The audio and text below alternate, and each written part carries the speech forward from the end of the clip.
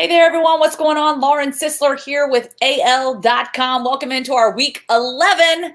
That's right, Week 11 SEC Insider brought to you by All South Appliance. And I'm hanging out with my buddy, my SEC Insider, Matt Zenitz today. And hey, I just want you to notice the grump tree I have here. We know we're cruising into December when the Christmas decorations come out.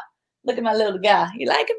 You like him? Very impressive. Stacy would be proud. Stacy's had the Christmas decorations out since like late September. So. Okay. Well, that's kind of how I got to roll because, December is, I'm hardly home in the month of December in most normal seasons. So, you got to enjoy it as long as you can. The Christmas spirit. So, I know a good Christmas present, nice little segue here, would be a Heisman Trophy. Alabama might have a couple of contenders. What are the chances that Alabama brings home another Heisman Trophy winner this season? Want to get your thoughts on that.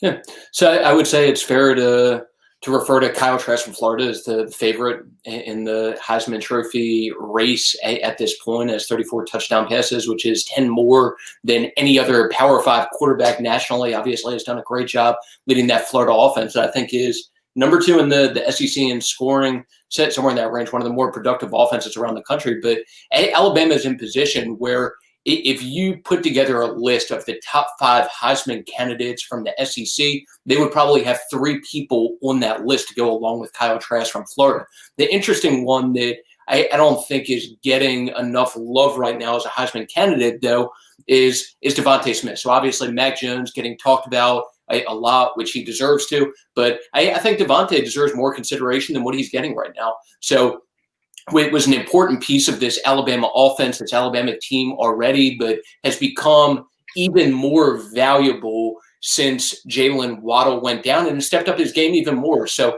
if Alabama ends up playing 13 games this year, which obviously looks like a possibility based on the way the season is trending, Devontae is currently on pace to post some ridiculous numbers, which would consist of like 117 catches, close to 2,000 yards, somewhere in the range of 1,700 yards and 20 touchdowns. And when you think of the Heisman Trophy, it goes to the most valuable player in the country. And you can make a strong argument right now that Devontae, at the very least, is the most valuable player on this Alabama team that is obviously number 1 in the country at this point. Yeah, so of course Alabama gets LSU this week, then Arkansas game after that, and then they'll cruise right into the SEC championship, which is worth noting, and maybe could help in the Heisman Trophy race if you see Alabama and Florida. Florida's got to get the win this week against Tennessee to kind of solidify that, right? But if we see those 2 teams in the SEC championship, that could also potentially be another I guess, checkbox, another opportunity for Devontae to really show up and show out. And especially if Alabama has a strong performance and can really get pressure on Kyle Trask and maybe throw him off his game and he doesn't quite have the numbers. The same for the other guys also. So like I said, Mac very much in the Heisman race also. Yeah. Najee kind of a dark horse candidate probably behind the other 2 Alabama guys, but having a tremendous year also. Already has 17 rushing touchdowns, which is 4 more than he posted all of last season, leading the nation in rushing touchdowns and having another great year. But I would say the top 2 guys to keep an eye on right now from an Alabama perspective, Mac number 1 and then Devontae number 2, even though once again, I do think he deserves maybe a little bit more love from a Heisman perspective than what he's getting. Yeah, no doubt. Okay, so Auburn. Is there a chance Auburn can finish with a losing record? 5-3 on the season right now. They have Texas A&M this Saturday at 11 a.m. and then Mississippi State the following week. And then, of course, you factor in a bowl game. So potentially 3 more games. What's your thoughts just on sort of Auburn's trajectory right now? I know the Iron Bowl, obviously not a performance that one they'd probably like to forget. But, just your overall thoughts on the direction they're headed and the matchups they have still left on the schedule. Coming off a tough game, obviously, the first time that they've lost to an Alabama team that didn't have Nick Saban on the sideline since 2001.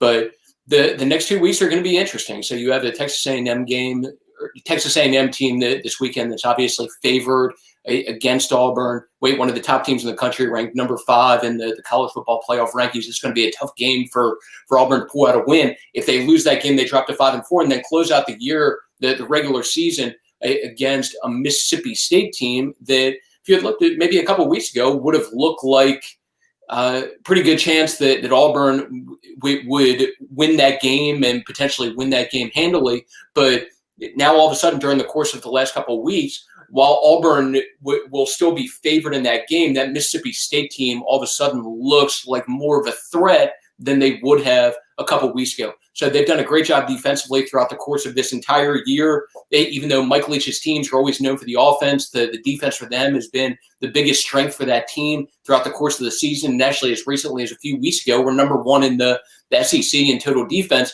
But all of a sudden now, during the course of these last couple of weeks, you've seen that offense take a step forward to go along with that, to where their freshman quarterback has thrown for 330 yards against Georgia, and then in excess of 400 yards against Ole Miss, somewhere in the range of 440 or something like that, to where all of a sudden that game looks losable, even though I'll emphasize once again that Auburn will be favored in that game. And then in terms of losing record, Auburn still going to be eligible for a bowl game, playing a bowl game. We'll see who they end up getting matched up against. But this will be a very interesting end of the year from a Gus Malzahn and Auburn perspective. Yeah, definitely good insight there. Okay, wrapping things up. Biggest surprise team in the SEC through this point in the season as we cruise into this week 11 added on season, added on whatever this week is, right? Who's the biggest surprise for you in the SEC?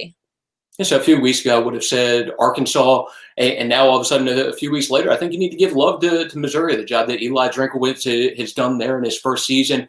Started 0-2 during a season where, obviously, going into it, based on the schedule they had, there were a lot of people in the media world talking about them as a potential winless team this year. And not only are they not a winless team, but they've won 4 of their last 5 games now and have a chance to finish with a winning record. And you've seen them do some decent things offensively. They have one of the top running backs in the conference, but somebody else who definitely deserves a lot of credit to go along with Eli Drinkwitz is their defense coordinator, Ryan Walters. And I want to say 3 of their last 4 games have allowed either 10 points or 17 points or less.